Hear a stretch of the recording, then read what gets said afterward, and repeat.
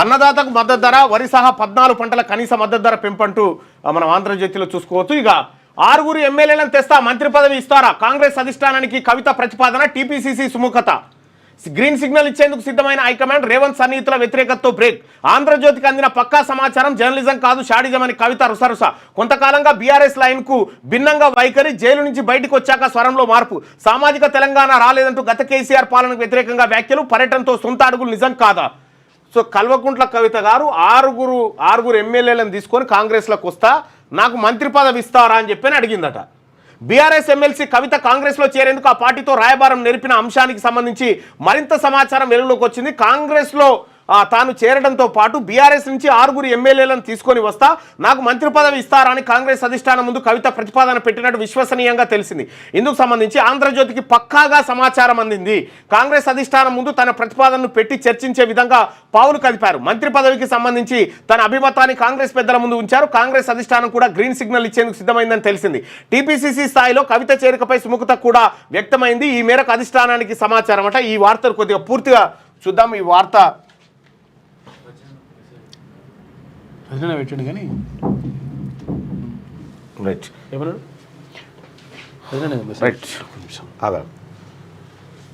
దీనికి సంబంధించి రైట్గా ఇచ్చింది. కానీ సీఎం రేవంత్ రెడ్డి సన్నిహిత వర్గాలు మాత్రం కవిత చేరికకు అభ్యంతరం చెప్పాయి. కేసీఆర్ కుటుంబాన్ని చీల్చిన అపవాదును మూటగట్టుకోవాల్సి వస్తుందని, అది ప్రజల్లోకి తప్పుడు సంకేతాలు తీసుకెళ్తుందని అధిష్టానాన్ని చెప్పారు. దాంతో కాంగ్రెస్లో కవిత చేరికకు బ్రేక్ పడింది. కవిత కాంగ్రెస్తో రాయబారం జరిపిన విషయాన్ని మంగళవారం ఆంధ్రజ్యోతి ప్రముఖంగా ప్రచురించిన విషయం తెలిసిందే.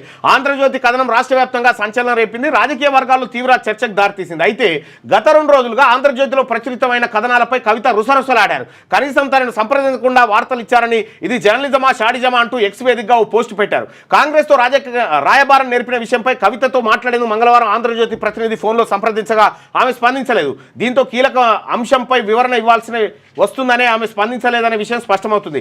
జరిగింది ఇదైతే ఆమె అసంబద్ధమైన వ్యాఖ్యలతో పోస్టులు పెట్టారు. కొంతకాలంగా ఉక్కపోత. బీఆర్ఎస్లో కవిత కొంతకాలంగా ఉక్కపోతకు గురవుతున్నారు. బీఆర్ఎస్లో తనకు తగిన ప్రాధాన్యం దక్కడం లేదన్న అసంతృప్తితో ఉన్నారు.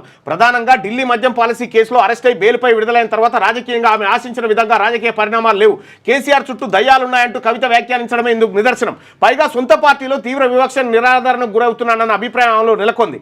గతంలో ఉన్నంత ప్రాధాన్యం కూడా పార్టీ వర్గాలు శ్రేణులు ఇవ్వడం లేదని అసంతృప్తితో రగిలిపోతున్నారు. దీనికి తోడు బీఆర్ఎస్ రజతోత్సవ సభ అనంతరం ఆమె రాసిన లేఖకు పార్టీ పెద్దల నుంచి ఎటువంటి స్పందన రాలేదు.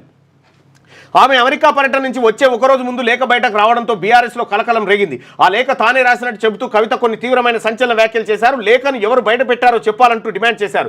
కేసీఆర్ దేవుడు అంటూనే ఆయన చుట్టూ దయ్యాలున్నాయని ఆరోపించారు. 25 ఏళ్ల పార్టీలో కుటుంబం నుంచే తొలిసారి ధిక్కార స్వరాన్ని వినిపించారు. దీంతో పార్టీలో ఆమె తీవ్ర అసంతృప్తితో ఉన్నారన్న విషయాన్ని స్పష్టంగా వెల్లడైంది. అనంతరం కవిత వద్దకు పార్టీ అధినేత కేసీఆర్ సూచనల మేరకు 2 దూతలు వెళ్లి రాయబారం నేర్పారు. ఆ సందర్భంగా పార్టీలో తన ప్రాధాన్యంపై స్పష్టత ఇవ్వాలని ఆమె పట్టుబట్టారు.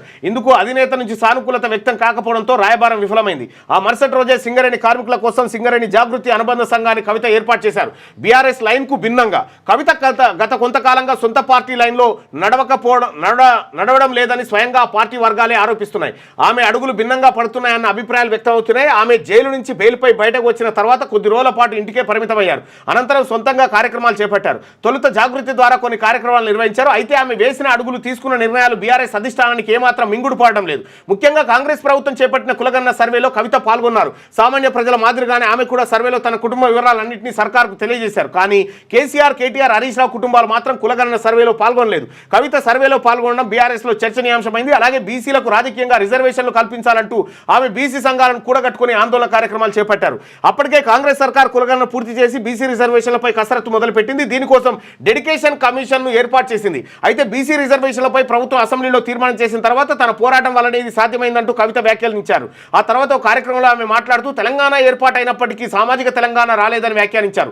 అలాగే భూములున్న రైతులకు రైతు బంధు ఇచ్చారని, భూములు లేని రైతు కూలీలకు ఏ సాయము చేయలేదని అన్నారు. ఈ వ్యాఖ్యలు పరోక్షంగా కేసీఆర్ పాలనకు వ్యతిరేకంగా చేసినవి కావడంతో అటు బీఆర్ఎస్లను, ఇటు యూత్, యావత్ తెలంగాణ సమాజంలోనూ తీవ్ర చర్చకు దారితీశాయి. కేసీఆర్కు రాసిన లేఖలో బీజేపీ గురించి 2 నిమిషాలు కూడా మాట్లాడలేదంటూ అధినేత తీరును తప్పుపట్టారు. ఇలా గత కొంతకాలంగా కవిత చేపట్టే కార్యక్రమాలు, వ్యాఖ్యల, నిర్ణయాలన్నీ బీఆర్ఎస్ పార్టీ లైన్కు పూర్తి భిన్నంగా ఉన్నాయన్న అభిప్రాయాలు బయటపడ్డాయి.